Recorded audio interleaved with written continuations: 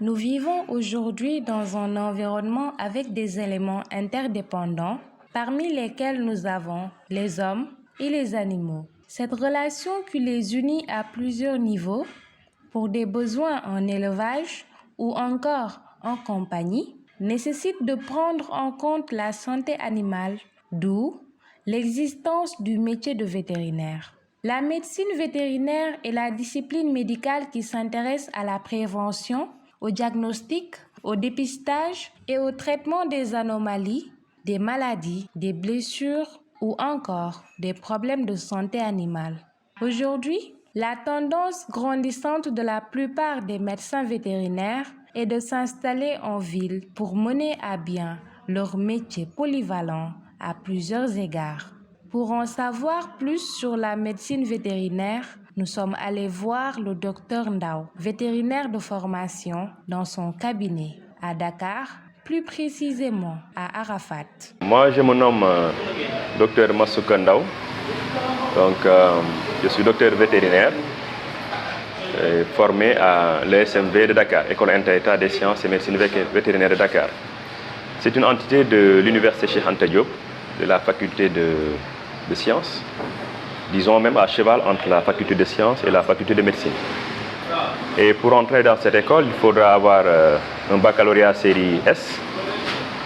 Et là, vous faites 6 ans d'études qui sont sanctionnés d'un diplôme d'état de docteur vétérinaire après présentation d'une thèse.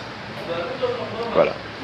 Après ce diplôme, j'ai eu à travailler dans certaines structures et dans d'autres cabinets avant de trouver le nécessaire de m'installer en clientèle privée pour mon propre compte, ici depuis 2013. Voilà. Nous sommes ici à HLM Grand Yoff, à Arafat, et il y a une station Shell non loin du collège Yacine Thiandoum, et nous faisons face à la station. Voilà pour un peu une présentation d'ensemble. Il est aujourd'hui indéniable que le vétérinaire, dans la polyvalence de ses fonctions, occupe une place centrale dans la relation d'interdépendance qui lie les hommes aux animaux.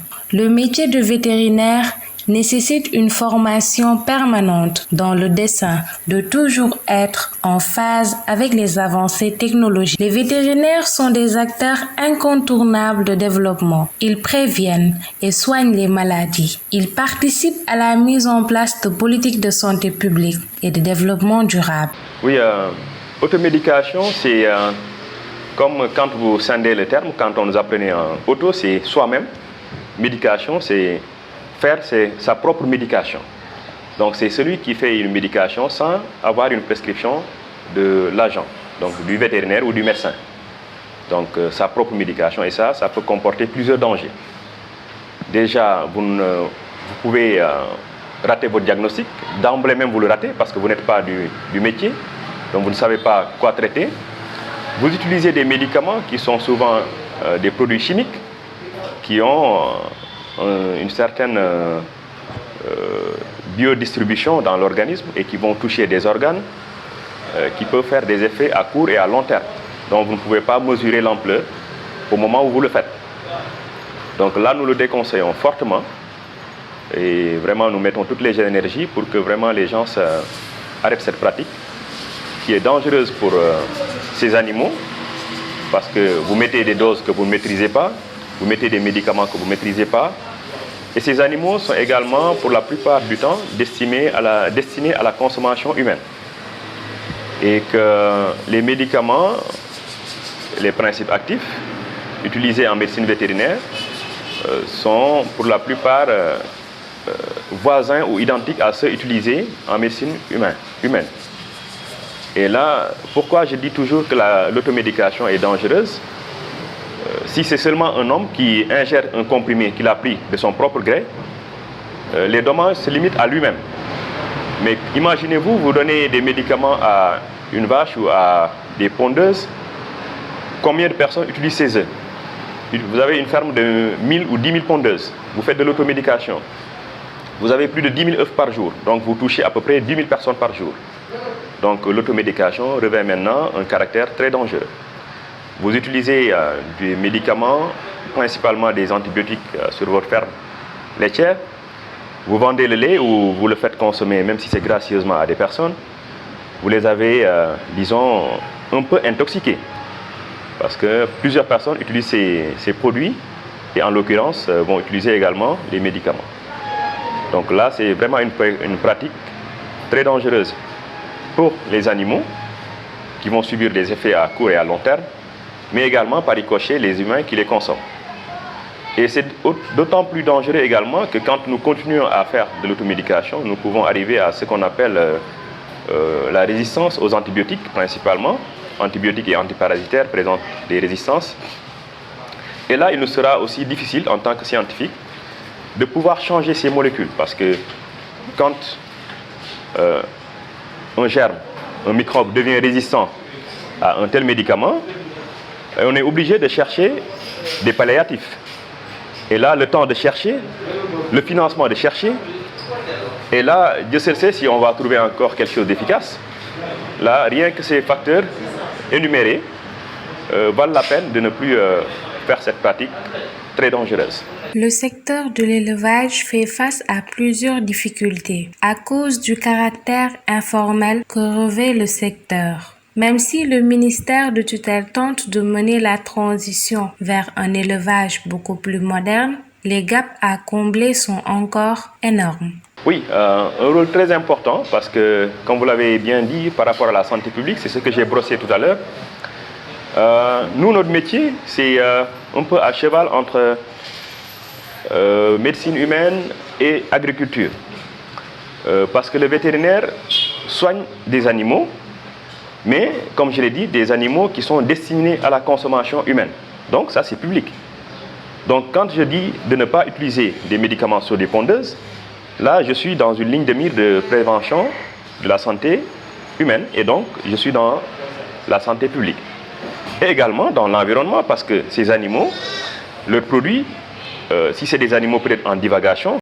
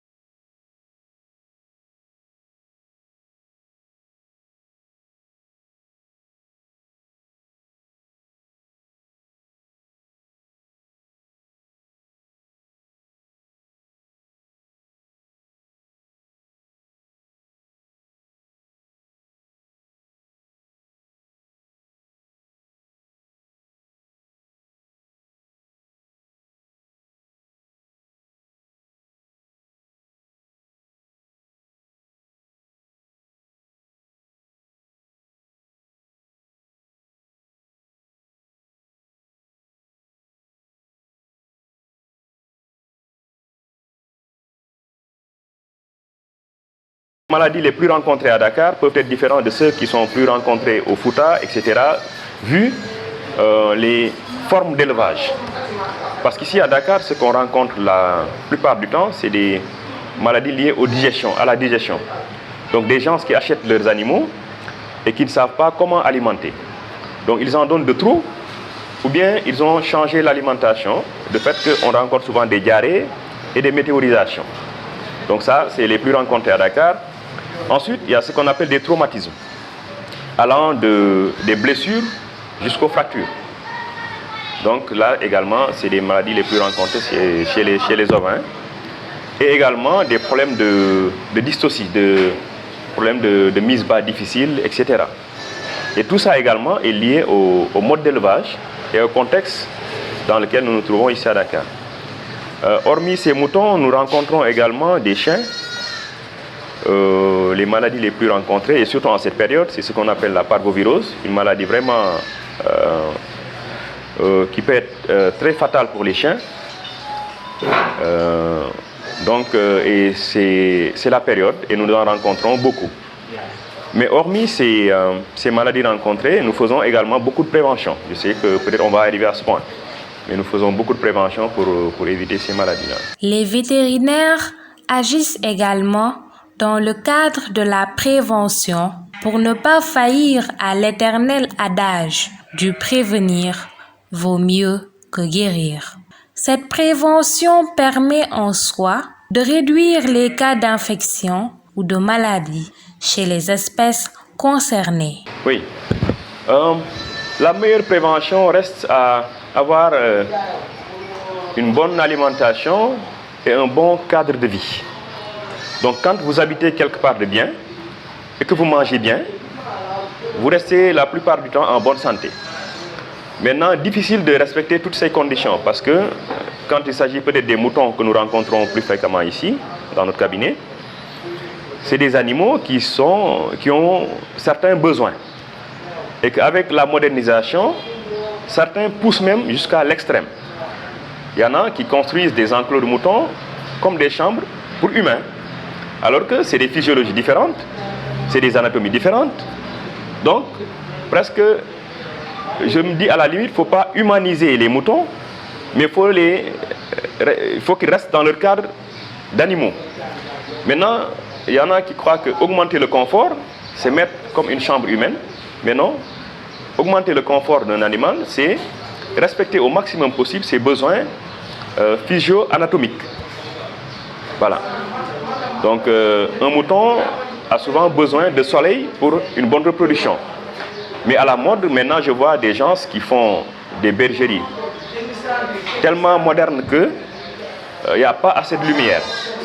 Donc, ils seront confrontés à des problèmes de reproduction. Donc, ils vont rester avec des brebis qui vont rester presque 1 an sans mettre bas, des problèmes de retour de chaleur, etc. etc. En guise de prévention également, nous faisons des vaccinations contre certaines maladies, dont la peste des petits ruminants, qui sont des maladies que, quand ça arrive, ça peut décimer beaucoup d'animaux. Nous faisons également des préventions contre la clavelée, des préventions également contre certaines entérotoxémies. Voilà, donc c'est les principales maladies que nous prévenons. Quand pour les carnivores, les chiens et chats, principalement c'est la rage. Nous vaccinons contre la rage, qui d'ailleurs est une vaccination obligatoire. Tout comme la peste des petits ruminants chez les ovins, etc. Une légère différence entre chien et chat, mais la principale maladie